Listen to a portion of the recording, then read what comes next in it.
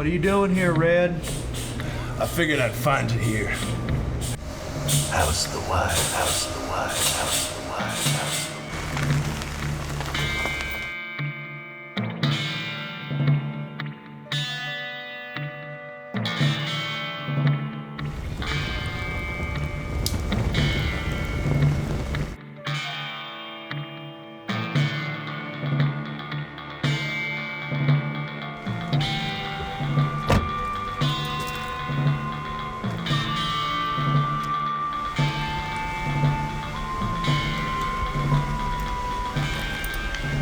Joanne, what are you doing?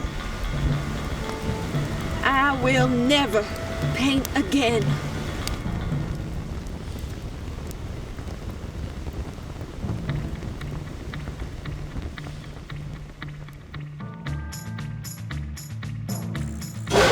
You bastard. Now you crossed the line.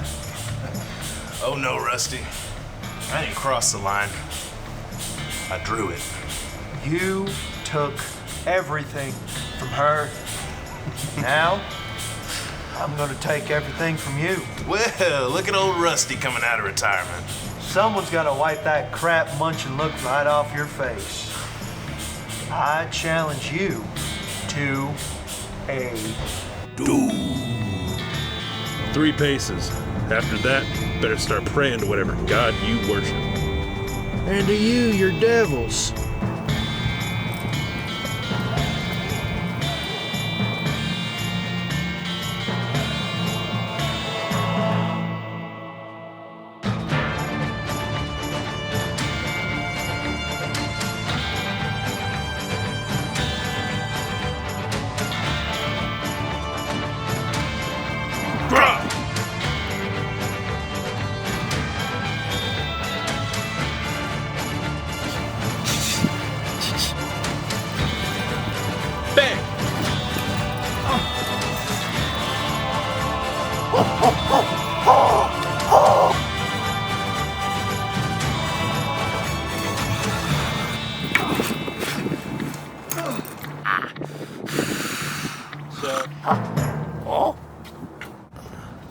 Eat paint, you dirty son of a bitch!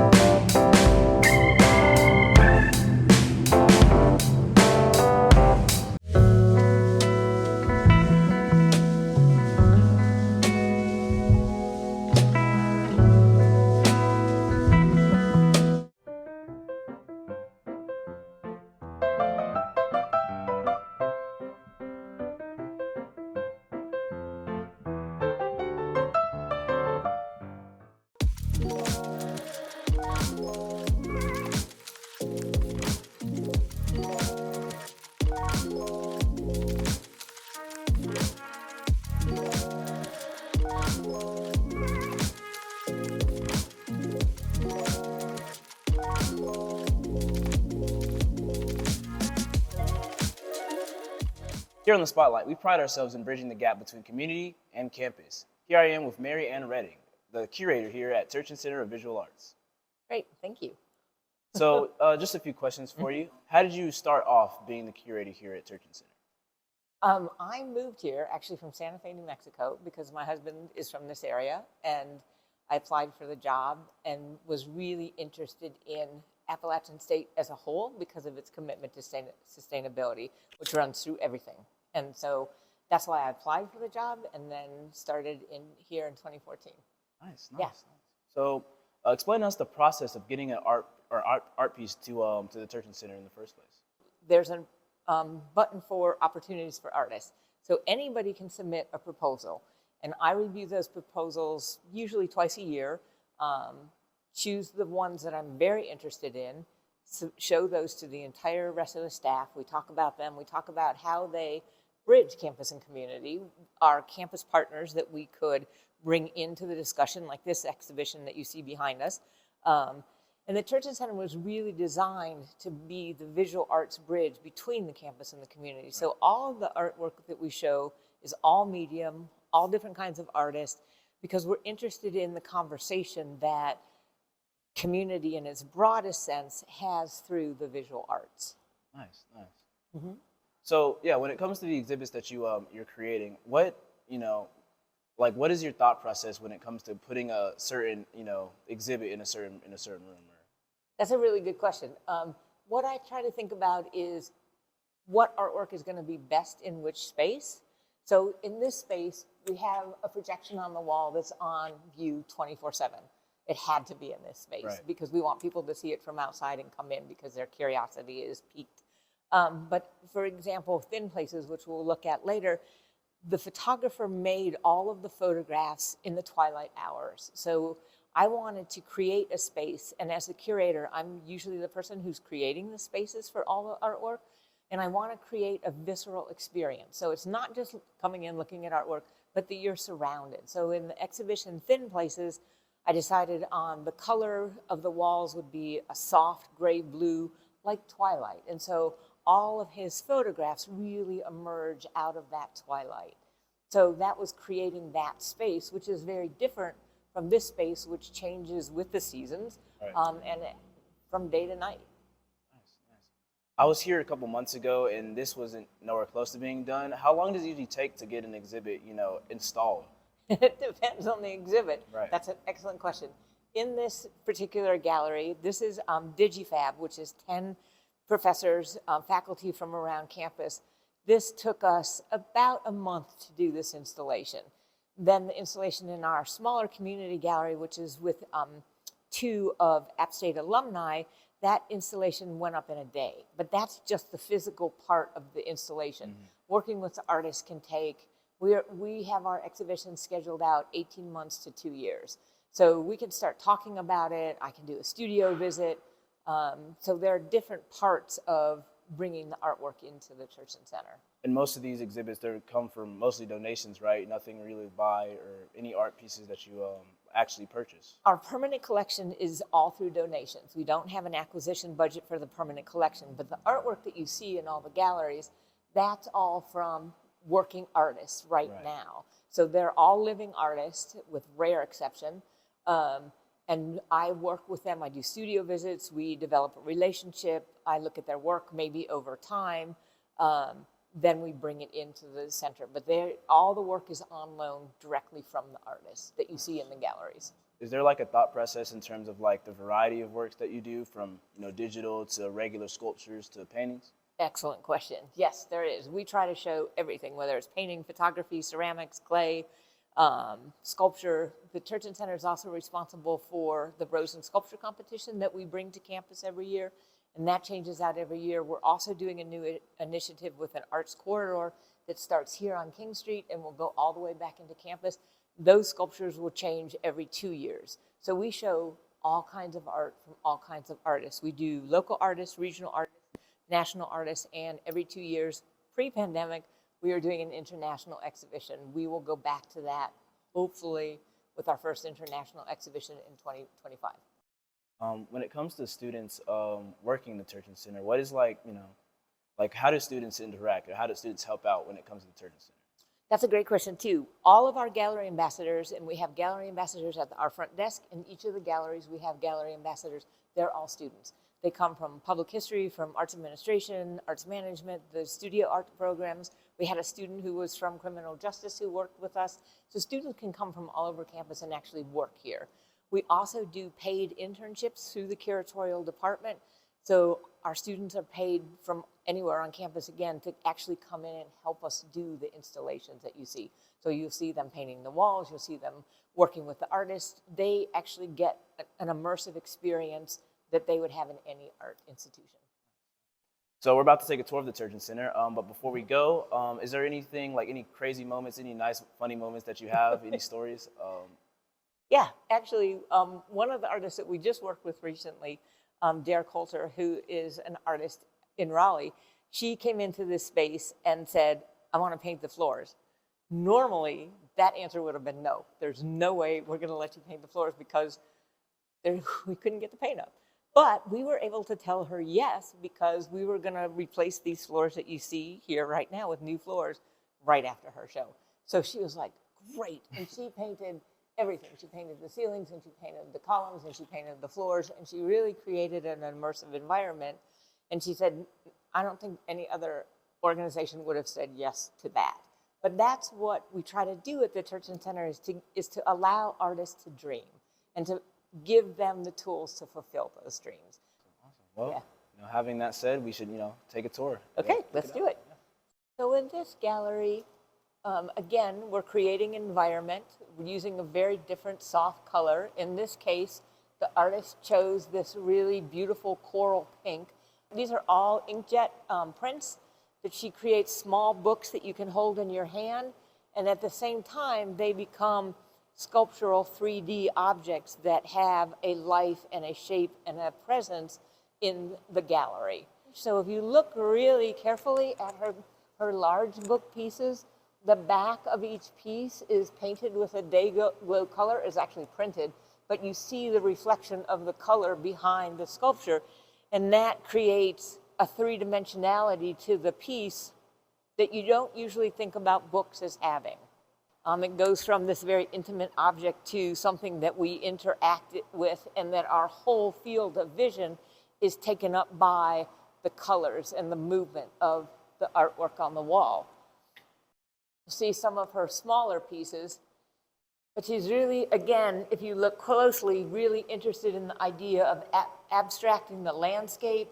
So each of the books is a photograph of a landscape that she's walked in, the weeds, the flowers, and then she's also talking about how we construct meaning, how books have traditionally been where we collect knowledge. Right. And so if we go downstairs, you'll get to see the opportunity to see 2 installations as we're installing them, sort of a behind-the-scenes look. So in this gallery, you get to see an installation in process, like a little bit of behind the scenes of what it takes to actually install the artwork. Okay. The work is really fragile because, like you can see, it's all handmade paper. This is paper. All okay. Put together with glues and then paint applied to it. All of the paper that you still see on the floor, we had that spread out all over the gallery. We laid out each piece. Wow. We put Tyvek on top of it, and then we had to weight it down so that we could get it completely flat. So this work is, some of these pieces are worth $35,000. But if you look really closely at each of these, they're installed with pins up here, and what's important to her is the shadows as much as the artwork. And this is all paper? This is all handmade Japanese paper. So like upstairs with Nicole's work, that's all handmade paper. This is all handmade paper. Gotcha. But it shows you how different artists work with paper. You see it's changed since the first time we were in here because there's now text on the wall that wasn't here before. Oh, wow, yeah. The Smith Gallery is a gallery on campus that shows student work. And one of the things I really like about Renee's work is she really forces the viewer to be part of the piece because you can see yourself reflected in all of the mirrors.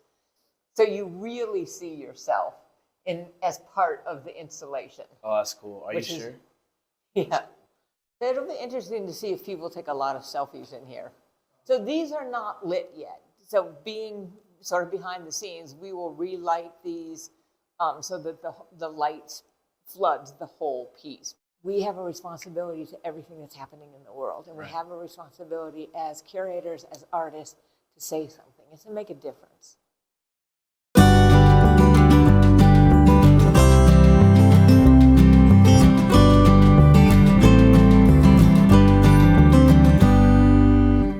Hi, welcome to the Spotlight. I'm Rylan O'Connor, and I'm sitting down with Victoria Grube, one of the professors of the art department here at Appalachian State. Victoria, how are you doing? I'm doing really well. This is fun to be on this television channel. I'm really glad you think so. It's really fun to be able to get a chance to talk to you. Victoria, why don't you tell me a little bit about what you do here at App State? Well, I teach in the art education department area, and it's part of the art department, which has several majors that you can do: graphic design, and you can do studio, which is like fibers and painting and drawing. And you can do printmaking. So there are lots of different majors. You can do arts management. But art education is one of the areas, and I've been at it since 2005, and I really like it. And we've just moved to a new building that's old, East Hall, and people wonder, how can you stand working in this old building? And I think, I like it because you don't have to worry if you paint something and paint gets on the wall, or you decide to paint a mural somewhere.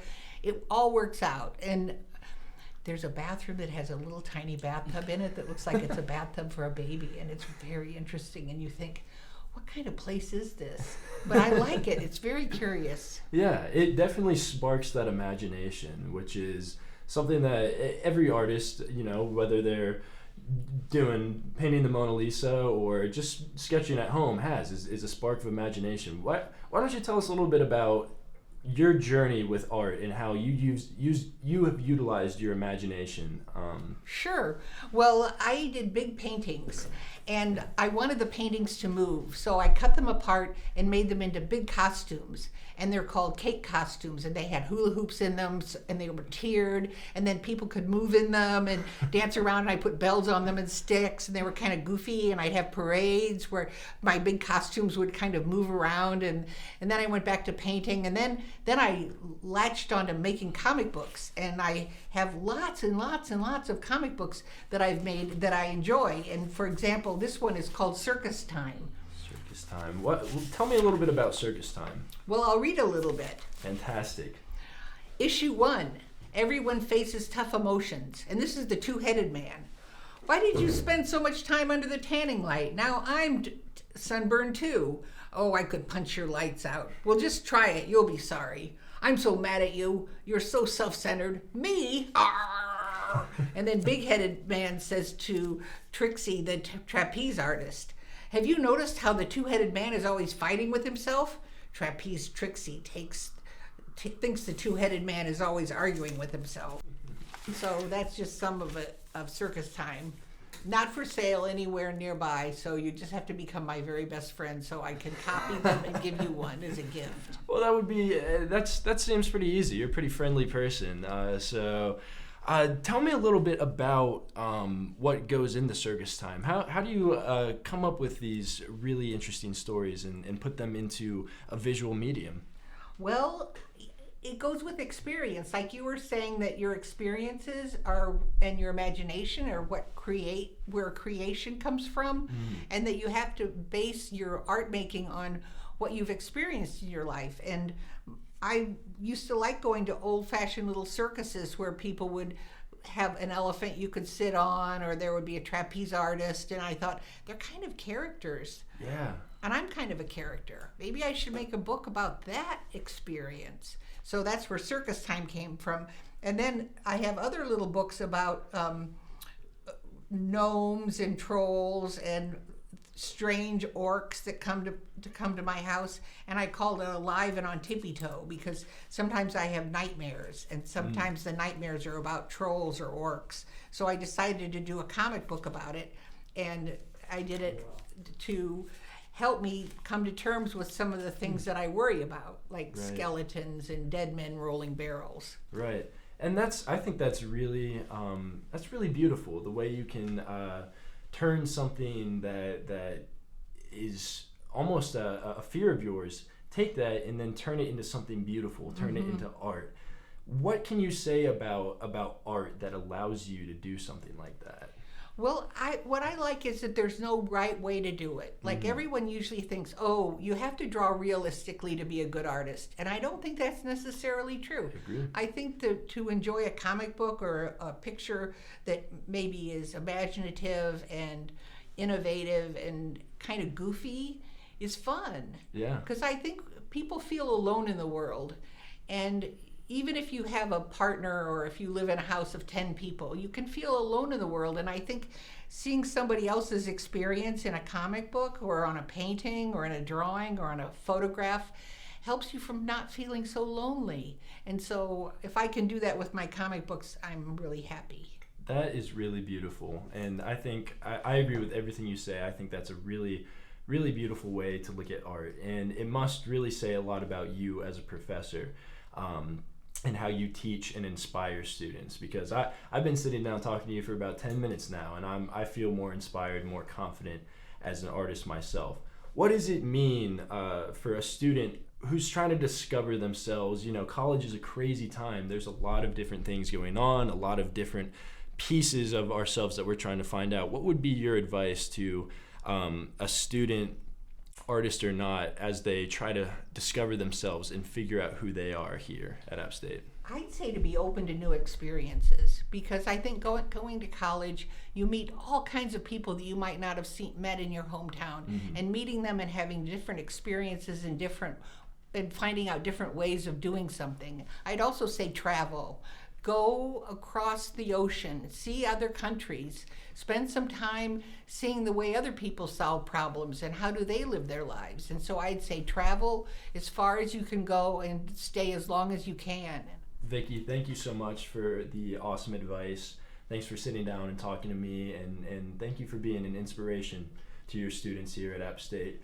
If there's anything else you'd like to say, like one last thing, a message to your students, a plug for your art, or anything you want to say, we'll wrap it up on that. How's that sound? Sure. Go to the library and check out a graphic novel. It's on the 3rd floor in the quiet area, so don't giggle or laugh too much at your comic book. Right, be quiet. But go to the 3rd floor and check out a comic book. You won't regret it. All right. Vicky, thank you so much for speaking with us. And thank you so much for tuning in to the Spotlight. We'll see you next time.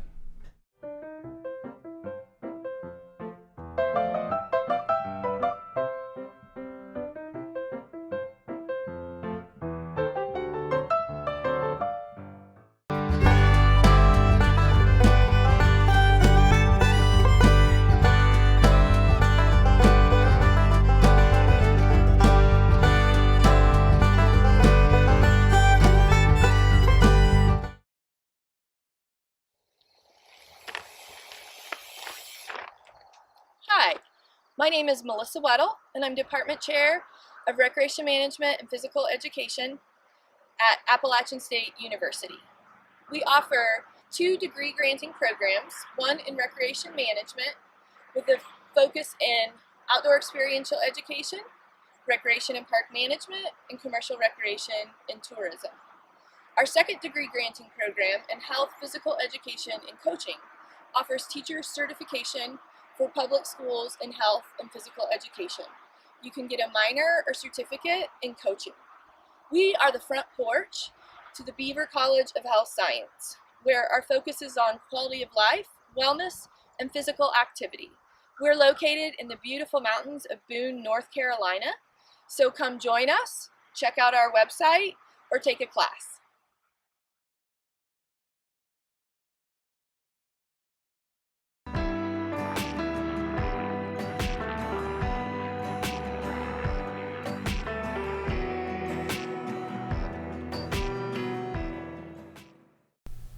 .5 WASU, the App FM. My name is Rylan O'Connor. Thank you for jamming with me on this beautiful day here in Boone, North Carolina, where we are always your college, your station, your music. It is now time for the Spotlight Special, where I let you know what's going on in the Boone music scene. Tonight, alternative rock fans are not going to want to miss this one at Lily's Snack Bar. Opening up the night, we have Band, followed by the local favorite Clout Chaser, and closing out the night is the very talented Sunhouse. If you aren't already running out the door to get to Lily's, maybe you're looking for something a little bit more intense to bang your head to. In that case, you're going to want to pull up to Boone Saloon, where they partnered up with the Underground 828 to bring you some of the finest EDM this side of the Mississippi, with Arczen, Dewpoint, Snacko, Soundbender, and Sugna. That'll close out an eventful Friday night, but don't worry. Saturday, Tap is hosting Jam, Deep Pocket, and Sifter for a night of rock and roll. I know what you're thinking, and no, this is not an April Fool's joke. If you're all jammed out after Friday, though, make sure you stop by Lily's on Saturday for the Boone Barbies Drag Show. This has been the Spotlight Special. I'm Rylan O'Connor, and thank you for tuning in. We'll see you next time.